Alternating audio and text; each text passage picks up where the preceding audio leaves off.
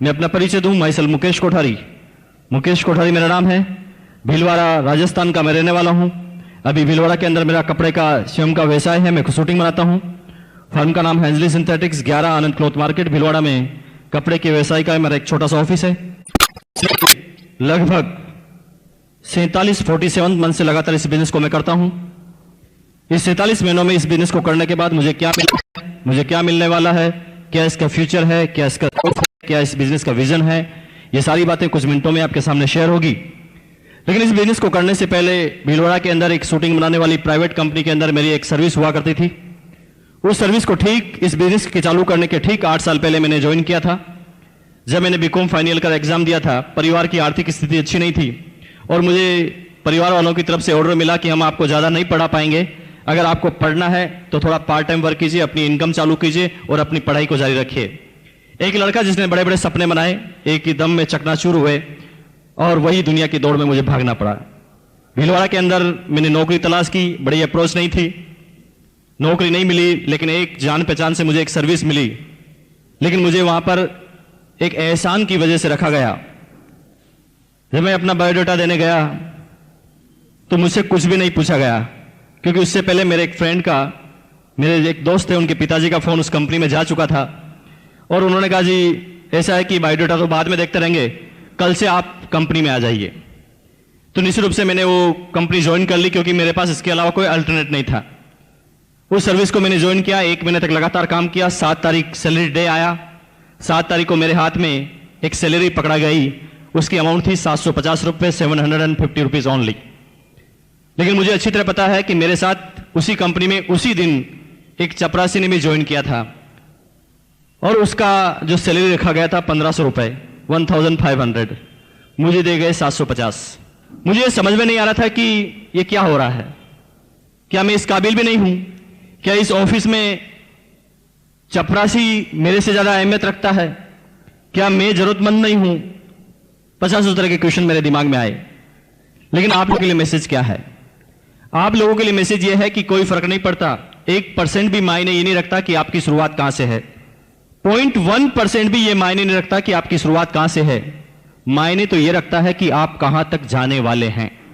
क्योंकि आप में से किसी भी आदमी ने कभी भी ये सुना नहीं होगा कि एक प्रधानमंत्री पैदा हो गया, एक मुख्यमंत्री पैदा हो गया, एक इंजीनियर पैदा हो गया, एक डॉक्टर पैदा हो गया, एक चार्टर्ड अकाउंटेंट पैदा हो गया। आप में से किसी भी आदमी ने ये नहीं सुना होगा। लेकिन आप में से हर आदमी ने ये सुना होगा कि एक प्रधानमंत्री मर गया, एक इंजीनियर मर गया, एक डॉक्टर मर गया, एक चार्टर्ड मर गया।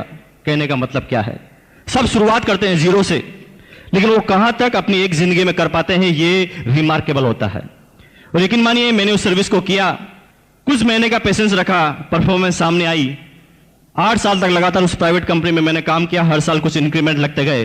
लेकिन 8 साल के बाद उस कंपनी में एक इतिहास बना, एक घटना हुई कि एक 27 साल का लड़का उस पूरी कंपनी का डिप्टी मार्केटिंग मैनेजर बना।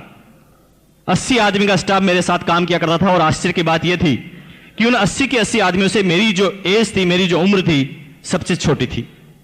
13,000 रुपये ग्रोस इनकम मेरी आने लगी। कंपनी की तरफ से गाड़ी भी मिला, कंपनी की तरफ से मकान भी मिला।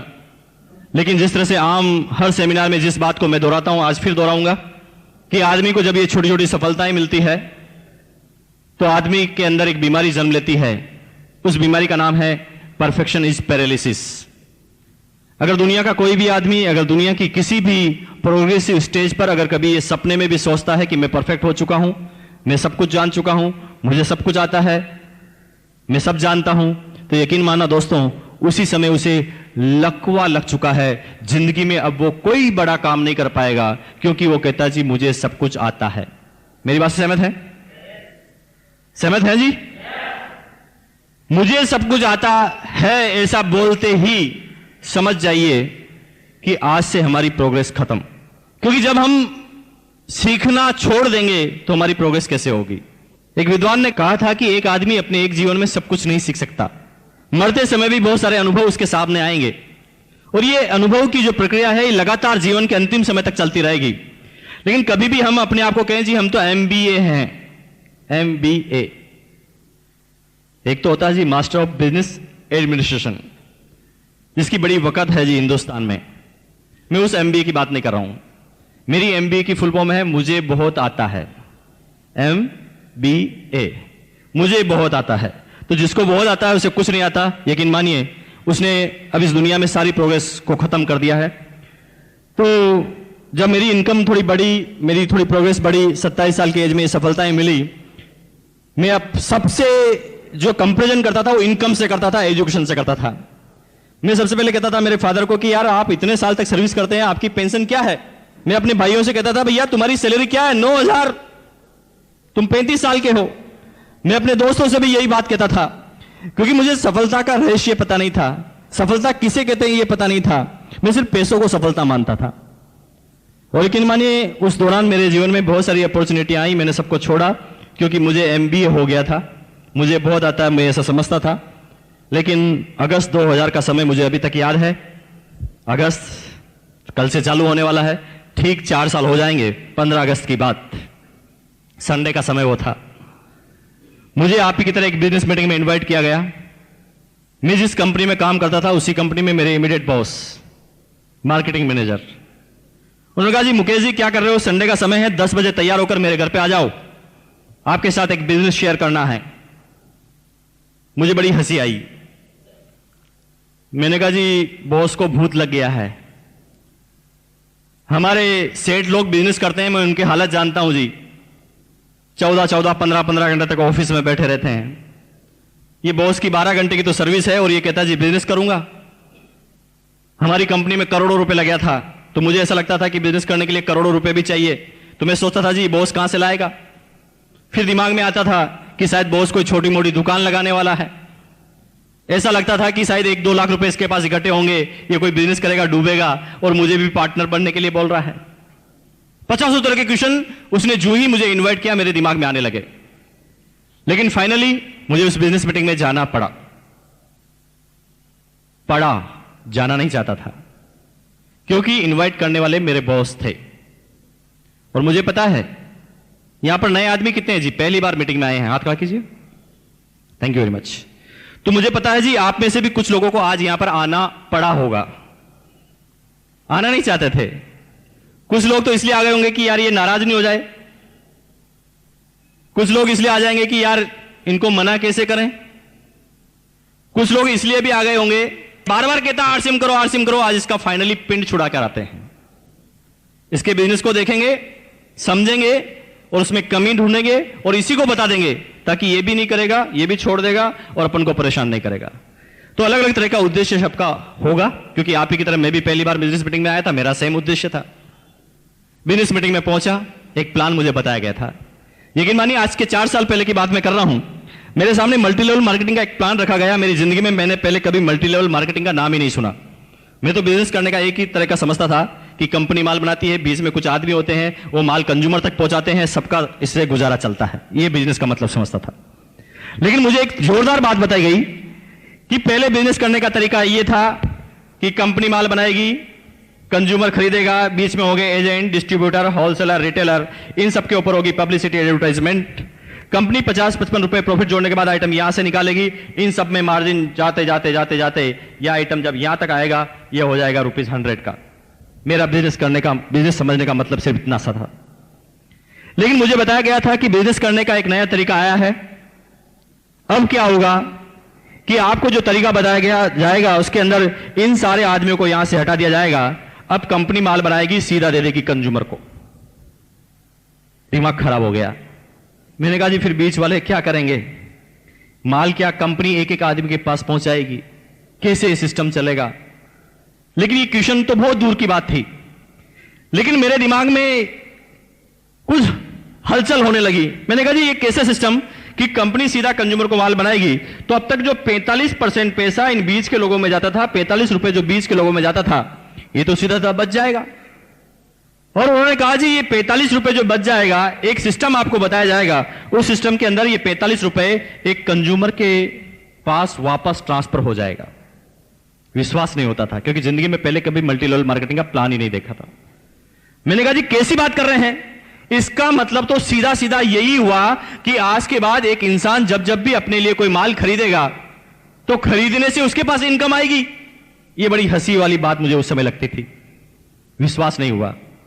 लेकिन बात आगे बढ़ी, एक प्लान शो हुआ, कुछ कैलकुलेशन मुझे बताई गई।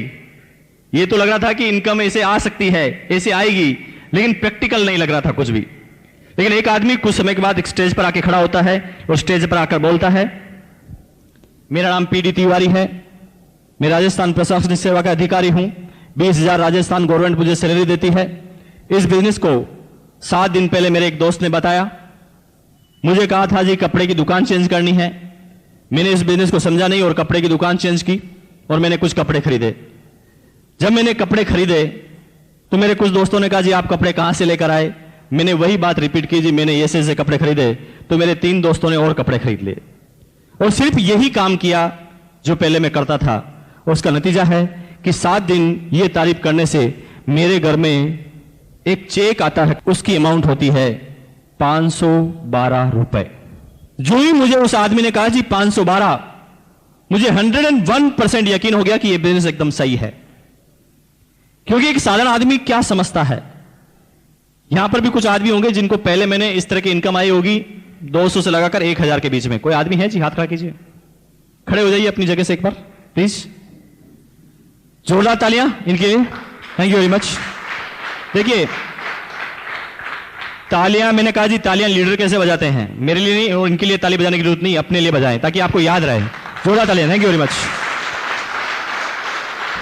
तो ये वो लोग हैं जिनको पहली इनकम आई। पहली इनकम वाले ही आपके मार्गदर्शक हैं जो नए लोग हैं। क्योंकि आपकी पहली इनकम, जिन लोगों को इनकम आई, मैं खास रूप से बताना चाहूंगा कि आपको लगता है जी पहली इनकम 1 लाख रुपए आती तो कितना अच्छा होता। यस और नो? थोड़ा तेज बोले जी। किसको अच्छे नहीं लगता 1 लाख रुपए? सबको। पहली इनकम 1 लाख आती तो मजा आ जाता। लेकिन मानिए अगर पहली इनकम आपकी 1 लाख आती तो दूसरे महीने इस बिजनेस को आपको छोड़ना पड़ता, आप कर ही नहीं पाते। क्योंकि एक जर्नल आदमी कभी भी बड़ी बड़ी बातों पे बिलीव नहीं करता। ये सुनो, आज मैं किसी ट्रेन में या बस में सफर कर रहा हूं या प्लेन में सफर कर रहा हूं, लेकिन मेरे पास वाली सीट पर कोई आदमी बैठा होता है, बात करने के बाद मेरा नियम है कि मैं कभी भी खाली नहीं बैठता। कोई भी सामने है, मैं प्रयास करता हूं कि उससे बात चालू हो जाए और मुझे प्लान बताना चालू करता हूं। प्लान बताने के बाद जब पूरा प्लान खत्म होता है, वो आदमी एक क्वेश्चन पूछता है, आपसे भी पूछते होंगे, बिजनेस तो बहुत अच्छा है लेकिन आपको बताओ आपको कितने आए, आपको कितने आए। यकीन मानिए मुझे अभी भी अपनी बातों को गोलमोल करना पड़ता है, क्योंकि पता है कि एक नया प्रोस्पेक्ट जो अभी इस बिजनेस को समझा भी नहीं है, अगर मैं उसे अपनी बड़ी इनकम बताऊंगा तो मेरी पास वाली सीट से उठ के चले जाएगा, दूसरी सीट पे बैठ जाएगा। वो कहा जी बड़ा फंसाने वाला होगा, हाँ इतनी बड़ी भी कोई इनकम आती है, जिंदगी भर हो गई 10,000 की सैलरी लेते लेते। ये लाखों की इनकम की बात कर रहा है। जो नया आदमी है ना, वो छोटी बातों पे बिलीव करता है। जो ही उस आदमी ने बोला मुझे 512 का चेक आया, मैंने सोच लिया कि मैंने कहा जी राजस्थान प्रशासनिक सेवा का अधिकारी, 20,000 सैलरी, 500 रुपए की तो इसकी टाई होगी, और इतना बड़ा आदमी कहता है कि 512 का चेक आया। मुझे विश्वास हो गया जी इतना बड़ा आदमी 512 के लिए तो झूठ नहीं बोल सकता। इसलिए आपको शर्माने की जरूरत नहीं है, दमदार तरीके से बोलिए, क्योंकि रिमार्केबल काम किया है आपने। क्या किया है? आप पे अपने आप पे गर्व होना चाहिए। क्योंकि एक छोटी सी बात बताऊं जी, मान लें एक लड़का है जो सुबह 4 बजे उठता है, नहाता है, उसके बाद गाय का दूध निकालता है, गाय का दूध निकालने के बाद गाय का दूध बेच कर आता है, वापस घर पे आता है, उसके बाद अखबार बांटने के लिए जाता है, अखबार की सेलिंग करता है, अखबार बांटने के बाद घर पर आता है, फिर 2 घंटे पढ़ाई करता है, फिर नहाता है एक बार फिर, और उसके बाद 4 घंटे तक लगातार ट्यूशन लेता है, 4 घंटे तक ट्यूशन लेने के बाद लंच करता है, लंच करने के बाद 1 घंटा टहल कर आता है, उसके बाद 3 घंटे और ट्यूशन लेता है और रात को फिर पढ़ने के लिए जाता है। तो ऐसे आदमी पे आपको गर्व होता है या शर्म आती है? गर्व होता है ना, लेकिन कभी कभी हमें शर्म आ जाती है। हाँ, लोग बाग क्या कहेंगे, टीचर है और कपड़े बेच रहा है, साबुन बेच रहा है, क्या कर रहा है, ये बिजनेस कर रहा है 500 रुपए का। कभी कभी शर्मा जाता है एक आदमी। आपको भूलना नहीं चाहिए, धीरू भाई अंबानी ने भी 500 रुपए से शुरुआत की थी। इनिशियल पीरियड सबके ऐसे होते हैं, बिल गेट से लगाकर एक एक आदमी को उठा लेना। जो लोग शर्म करते हैं वो एक साधारण जिंदगी को जीते हैं, जो दुनिया के 97% आदमी होते हैं वो डरते हैं कि लोग क्या कहेंगे। और यकीन मानिए वो लोगों को कहने में इतने आ जाते हैं कि वो जिंदगी भर कुछ नहीं कर पाते। लेकिन कुछ लोग लोगों की परवाह नहीं करते, अपने भविष्य को देखते हैं और काम करना चालू करते हैं। तो आपने 512 की इनकम ली है, ये रिमार्केबल है। दम लगा के बोलिए, आपका दोस्त टीचर है, आप टीचर हैं, वो 9,000 कमाता है, आप भी 9,000 कमाते हैं। छुट्टी होने के बाद वो घर पर जाकर रिमोट को तोड़ता है, बिजली का बिल जलाता है, पत्नी से झगड़ा करता है, बच्चों के डांट लगाता है, कमियां निकालता है बीबी के काम में, और उसी जगह आप इसी टाइम को कन्वर्ट करने के बाद आरसीएम का काम करते हैं और 512 का चेक आता है। ये रिमार्केबल है। क्यों नहीं दम लगा के आप इसमें बात करते हैं? और यकीन मानिए, ये आपका जब कॉन्फिडेंस शो होगा तभी सामने वाला आदमी आपसे प्रभावित होगा। अब बात आती है कि मुझे विश्वास हुआ, मैंने कहा जी इतना बड़ा आदमी 512 के लिए तो झूठ नहीं बोल सकता, मुझे करना चाहिए, और मैंने इस बिजनेस को करना चालू किया। जिस तरह से आम इंसान के साथ होता है मेरे साथ भी हुआ। पहले मुझे 244 रुपीज का चेक आया। समझ में नहीं आ रहा था कि बिजनेस किस तरह का है, लेकिन फिर भी लगा रहा। मैसेज है संगत का असर। कभी कभी हम सही संगत में नहीं रहने के कारण भी इस बिजनेस को छोड़ देते हैं। जो लोग अपने आप को और स्मार्ट समझते हैं, जैसे कि मान लें कुछ आदमी आपके पास ऐसे भी आते होंगे जो पहले नेटवर्क कर चुके होंगे, वो नेटवर्क के बारे में जानते होंगे, या मान लें स्कीम वगैरह उन्होंने की होगी, थोड़ा बहुत वो जानते होंगे। तो कुछ लोग क्या कहेंगे, बिजनेस प्लान समझने के बाद वो कहेंगे भाई आगे तो मुझे सब कुछ आता है। उनको कहते जी मीटिंग अटेंड कर लो। अरे मीटिंग की जरूरत नहीं है, हम तो खुद ही लीडर हैं, हमें सब पता है कि कैसे लोगों को समझाना है। और लेकिन मानिए होता क्या है, वो यहां से कितना ही चार्ज होकर जाए, 10 आदमी के मिलने के बाद वो घर पर जाकर बैठ जाता है। वो कहता जी बिजनेस नहीं होगा आगे, और बिजनेस की कमी निकालना चालू कर देता है। आदमी होता है एक मोबाइल के अंदर होती है एक बैटरी को चार्ज करना जरूरी है, बाकी मोबाइल चलेगा नहीं। हां, बैटरी अलग अलग कंपनी की हो सकती है, लाइक नोकिया, सैमसंग, सबकी कैपेसिटी अलग अलग हो सकती है, बस फर्क इतना सा है। लेकिन कुछ लोग सोचते हैं जी हम हमेशा चार्ज हो गए। मुकेश कोठारी भी नेगेटिव होता है, मिस्टर टीसी छाबड़ा जी भी नेगेटिव होते हैं, बीसी छाबड़ा भी नेगेटिव होता है। क्यों? ये आदमी का स्वभाव है। मान लें आप 10 आदमी लगातार आपको ना ना ना ना ना ना करेंगे, तो आप क्यों नहीं डिस्चार्ज होंगे? अपने आप एक बढ़िया आदमी भी डिस्चार्ज होने लग जाएगा। लेकिन संगत का असर क्या कहती है? मेरी इनकम कम आने के बाद भी मैं इस बिजनेस में क्यों लगा रहा? सिंपल सी बात, क्योंकि मेरे सारे दोस्त आरसीएम बिजनेस करते थे और मैं उनके हमेशा साथ में रहता था, तो हम एक दूसरे की बात से हमेशा चार्ज होते थे। जैसे मैं 2 आदमी से मिला, एक आदमी 2 दिन 2 आदमी ने ना कर दिया, बड़ा परेशान होता था। मैंने कहा जी ये शायद बिजनेस मेरे से नहीं होगा, लेकिन दोस्त कहते थे चलो सेमिनार में चलो, सेमिनार में चलो, तो मैं फिर सेमिनार में पहुंच जाता था। सेमिनार में जब जाता था तो कुछ लोग बोलते थे स्टेज पर, दोस्तों 15 दिन से काम किया और 17 डिस्ट्रीब्यूटर डाउनलाइन में है और 2000 का चेक आया। ये मुकेश कोठारी अपने आप के चाटा लगाता था कि जब ये कर सकता तो तू क्यों नहीं कर सकता, चल वापस। फिर वापस, फिर 3 आदमी को मना बात की, तीनों आदमी ने मना कर दिया, फिर डिस्चार्ज, शायद मेरे से नहीं होता। फिर सेमिनार में आया, तो लोगों ने कहा जी शुरू के 15 दिन मुझे कुछ समझ में नहीं आया था, एक भी रिजल्ट नहीं आया था, लेकिन मैंने उसके बाद मेरी अपलाइन की बात को माना, उसका नतीजा है कि आज मेरे डाउनलाइन में 50 डिस्ट्रीब्यूटर हैं। फिर मुकेश कोठारी फिर चार्ट लगाता था कि मैंने कहा जी 15 दिन तो सबके साथ ऐसा ही होता है, फिर चलो। और दोस्त ये होती है रिचार्जिंग। इनिशियल पीरियड में सबके साथ यही होता है, यस और नो? सबके साथ यही होता है। और लेकिन मानिए शुरुआती चीज में हम ये काम कर लेते हैं, संगत का असर, तो आप इस बिजनेस में लगे रहते हैं, और जब लगे रहते हैं लगन से, तो कामयाबी आपके बिल्कुल नजदीक हो जाती है। दुनिया की कोई ताकत आपकी कामयाबी को रोक नहीं सकती। अब बात आती है कि मैं लगातार लगा रहा, 6 महीने में इनकम हो गई 6,000, 1,000 पर मंथ एवरेज। 1 साल तक लगातार रहा, 60,000 की इनकम हो गई, 5,000 पर मंथ एवरेज। कभी 2,000 का चेक आता, कभी 9,000 का चेक आता, कभी 3,000 का आता, कभी 1,000 का आता, कम ज्यादा। यहां कोई आदमी ऐसे हैं जिनका कम ज्यादा चेक आता है? हाथ खड़ा कीजिए, चिंता मत कीजिए, मेरे साथ भी ऐसे ही हुआ।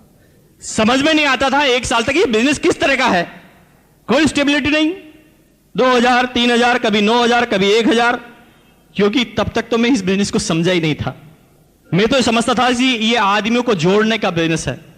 लेकिन यकीन मानिए, एक एलडीपी प्रोग्राम अटेंड करने का मौका मिला, और दोस्त उस एलडीपी प्रोग्राम का इतना बड़ा असर हुआ, जो बातें मुझे बताई गई उन बातों का इतना बड़ा असर हुआ, और उसका नतीजा था कि उस एलडीपी प्रोग्राम के अगले 6 महीने बाद इस बिजनेस के मैं टेक्निकल मुकाम पर था। इनकम थी 2,85,490 रुपए।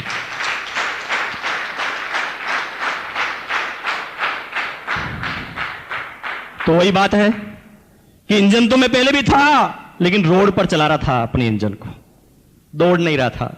जो ही मैं सिस्टम में आया, इंजन दौड़ने लगा।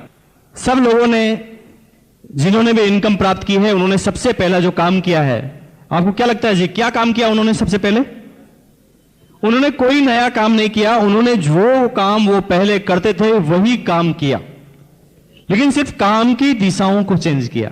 जैसे पहले एक लाला की दुकान से प्रोडक्ट खरीदते थे, अब वहां से उसका मुंह चेंज किया, क्योंकि अब तक जो कपड़े हम पहनते थे, अब तक जो प्रोडक्ट हम परचेज करते थे, इससे इनकम जाती थी किसी दूसरी माधुरी दीक्षित को। लेकिन अब क्या किया कि उस लाले की दुकान से हमने अपनी दिशाओं को चेंज किया और ये दिशाओं में हमने आरसीएम से प्रोडक्ट खरीद लिया और अब हमारी इनकम आएगी हमारी घर की माधुरी दीक्षित के पास। और सिंपल सा नतीजा क्या है कि आज कंपनी के जो प्रोडक्ट आ गए हैं, इतने ढेर सारे प्रोडक्ट आ गए हैं कि कोई आदमी आरसीएम बिजनेस में कलकत्ता में चाय पीता है और चाय पीने के बाद कलकत्ता में बोलता है वाह मजा आ गया, जो ही उसे चाय में मजा आता है मेरी जेब में 100 का नोट आ जाता है। फर्क इतना सा। और यही वह बिजनेस है कि अब तक ये पैसा अमिताभ बच्चन, शाहरुख खान, वर्ल्ड के हिंदुस्तान के कुछ चंद लोग ले जाते थे, जिनका हिंदुस्तान की 90% इकोनॉमिक पर प्रभाव होता था, कि हिंदुस्तान का 90% जो पैसा है वो हिंदुस्तान के 10% आदमियों के पास है। लाइक मिस्टर धीरूभाई अंबानी, टाटा, बिरला, बांगड़, बजाज, सिंघानिया, ये सारे लोग के पास जो टोटल कैपिटल है हिंदुस्तान की 90%, और बाकी जितने भी लोग हैं वो 10% कैपिटल के लिए काम कर रहे हैं और संख्या है 90%, जिसके अंदर सब आ गए जी, आईएएस अफसर, आरएएस अफसर, चोरी चकारी लूटपाट सब आ गए जी। अब आप देखिए हम क्या कर रहे हैं, दूध और मलाई इनके पास, हम तो मट्ठे के लिए लड़ाई कर रहे हैं। और यकीन मानिए ये जीवन की दौड़ अगर ये 10% के लिए हमारी लगी रही तो दुनिया के एक साधारण इंसान की तरह से हमारी जिंदगी निकलेगी।